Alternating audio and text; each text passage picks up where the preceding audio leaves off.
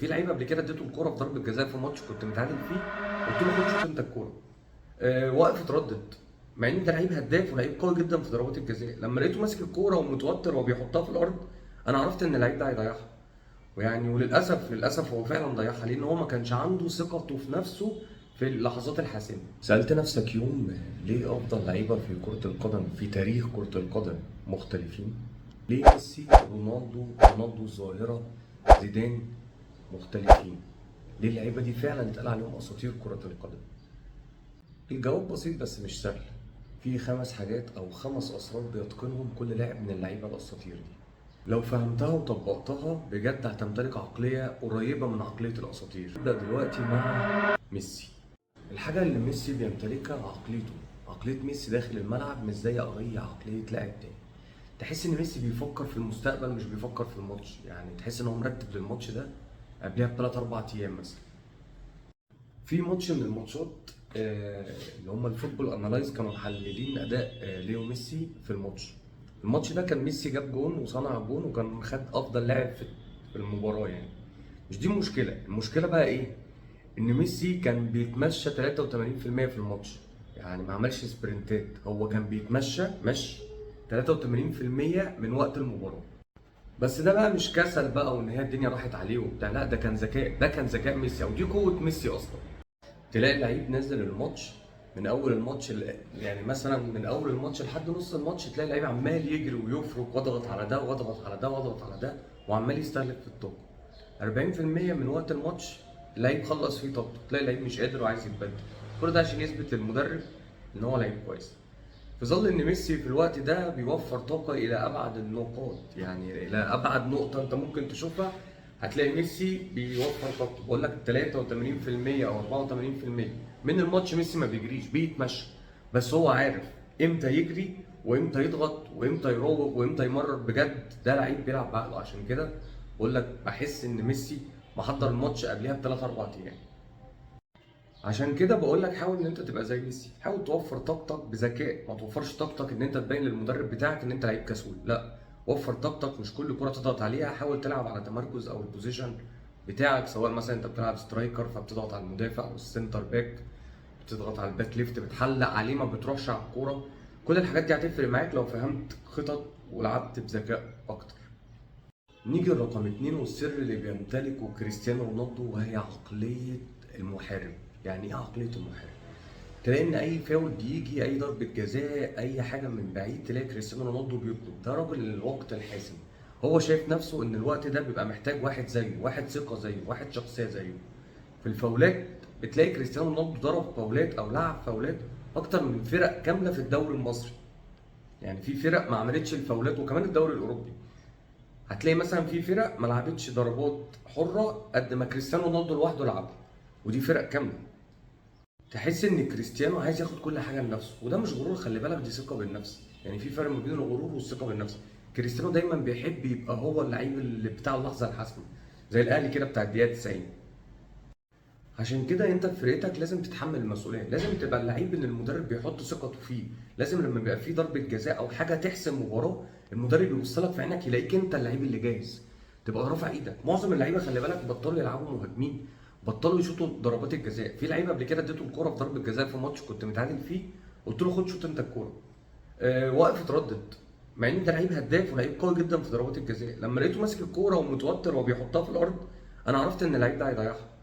وللاسف هو فعلا ضيعها، لان هو ما كانش عنده ثقته في نفسه في اللحظات الحاسمه. نيجي للاسطوره رقم 3 وهي رونالدو الظاهره. بجد ده مفيش مهاجم انا شفته بيلعب زيه. المهاجم ده عنده جوع كبير جدا على المرمى. تحس ان هو لو شاف المرمى كانه شاف لحمه، مش بيسكت، بيبقى عايز يهجم على المرمى باي طريقه. كل كره بيستلمها بيحضر وبيقاتل. الراجل ده يعني عارفين الراجل ده عمل كام عمليه رباط صليبي؟ لو تعرف ان رونالدو عمل كام عمليه رباط صليبي في رجله وما زال كان بيلعب، اكتب لي في التعليقات. تحس ان رونالدو فعلا هجام، عايز يجيب اجوان، بيستلم ويحضن ويلف ويشوط، يستلم يحضن يلف ويشوط. دايما تحس ان هو بيقاتل على الكوره كانه جزء من شرفه. وده يعلمك انك ما تستناش اللحظه الحاسمه ان انت تصوب فيها. من اقل النقط صوب، اول ما تشوف المرمى صوب. بجد تصويب في مقوله مشهوره بتقول ان انت كل المحاولات اللي انت ما حاولتش تعملها فانت فقدتها، انما المحاولات اللي انت شطها وفقدتها فكان فيها احتمال 50% جول و50% تطلع بره.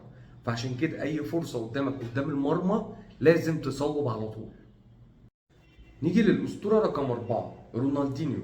رونالدينيو ده مش كلاعب كره قدم، يعني تحس ان رونالدينيو فعلا ده مش لعيب كره قدم، ده لعيب او رسام، ده رسام بيرسم النجيل الاخضر، تحس ان هو بينزل يديك لوحه. يعني رونالدينيو ده ما بيلعبش كوره كده زي الناس، لا تحس ان انت بتستمتع، بتبقى عايز تجيب فشار وتقعد تتفرج على الماتش وهو شغال.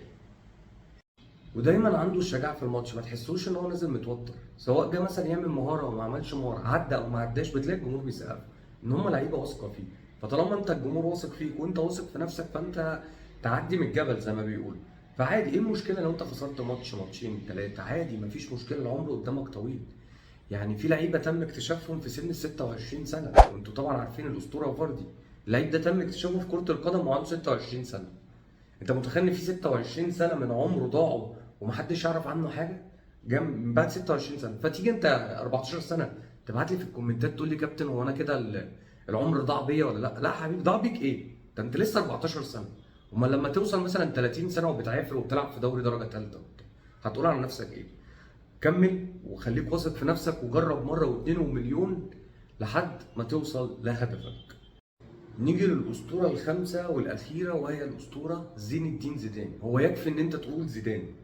زيدان ده لعيب كان بيلعب بهدوء اعصاب غير طبيعيه، كان لعيب بيتحط عليه 6 لعيبه بيهجموا عليه وهو هادي جدا، ويعني اكتر لعيب تلاقيه هادي كده في الملعب، تحس ان هو بيمرقص وبيراوغ اكنه مثلا بيلعب مع اصحابه على البحر، طلعوا مثلا طلعت ساحل وايه وبيلعبوا كده ايه فون فن مثلا، فور فن قصدي. والله يا جماعه استمتع بكره القدم، لعبه كره القدم لعبه بسيطه جدا، بسيطه، بس احنا اللي بنصعب الموضوع على نفسنا. بنستنى ان الفرصه تبقى 100% عشان نمرر، بنستنى ان اللعيب يوصل في المكان اللي انا عايزه عشان ابدا اديله الثرو او الباص، بستنى ان اموه بجسمي شمال واروح باليمين واشوط. والله هي مجرد ما الكره بتعدي الخط الكره بتبقى جون. كان جوارديولا قال مقوله جميله جدا انا بحب امنشنها في اي فيديو ليا، بيقول لك كره القدم سهله ولكن من الصعوبه ان تلعبها بسهوله. يعني هي كره القدم ذات نفسها لعبه سهله جدا، بس احنا مصعبينها على نفسنا عشان نلعبها بسهوله. فانا حابب اقول لك ان انت خليك لعيب بسيط، خليك لعيب سهل، خليك لعيب الموضوع بالنسبه لك من اجل المتعه. دي رياضه يا جماعه، دي رياضه مش ساحه حرب. يعني دلوقتي بسبب حوار الفلوس طبعا وانا معاك فيها، ان في فلوس كتير قوي بقت بتدخل في اللعبه دي. بس ايه المشكله؟ وكلنا اي حد عايز ياخد فلوس، بس برضو مفيش مشكله ان انا لو بدات الجا لحته المتعه. فبجد العب كره القدم من اجل المتعه، هتفرق معاك جدا في حياتك وفي مستواك وفي اسلوبك وفي طريقه لعبك. هعمل لك مراجعه لخمس اساطير ب5 اساليب مختلفه ليهم. رقم 1 ميسي، بيوفر طاقه وبينطلق في الوقت اللي هو محتاجه فيه. تتعلم من كريستيانو رونالدو ان تحمل المسؤوليه، ولازم تثق في المدرب، قصدي يثق فيك في الوقت اللي هيحتاجك فيه. فتتعلم من كريستيانو رونالدو الثقه في النفس والانضباط. تتعلم من رونالدو الظاهره الضغط والقوه والحماس، لازم تبقى لعيب قوي وعندك تضغط كويس وحماس، ومن انصاف الفرص تبدا تجيب الاهداف. تتعلم من رونالدينيو الفن والمعلمه، استمتع بالكوره واعتبرها لوحه، ان الملعب ده كله لوحه خضراء وانت بترسم فيه. وما تنساش تتعلم من زيدان الاستمتاع بالكوره والهدوء والتمرير في الوقت المناسب. حاول تاخد ال5 دروس دول وتطبقهم في تدريبك، وشوف مستواك هيحصل له ايه بعد شهر بالظبط. الهدوء، دقه والثقه والكلام ده كله. حاول تتكلم مع المدرب بتاعك وتشيك هاند كده مع المدرب بتاعك وانت باصص له في عينه وبتسلم عليه. لازم يبقى في تواصل بينك وبين اللعيبه، تقعد تتكلم مع اللعيبه، تحمس اللعيبه، تسخن اللعيبه في الماتش. لازم ان اللعيبه تحس ان في قائد في الملعب. اتمنى ما كنتش طولت عليكم في الفيديو، وبجد انا بحب اتعلم كرة القدم عن طريق المخ اكتر من الرجل. في فيديوهات طبعا تدريبية هبدأ انزلها معاكم ان شاء الله، بس انا بحب اخاطب عقلية اللاعب قبل رجليه، عشان فعلا كرة القدم تلعب بالعقل قبل القدم. السلام عليكم، اشوفكم في فيديو جديد.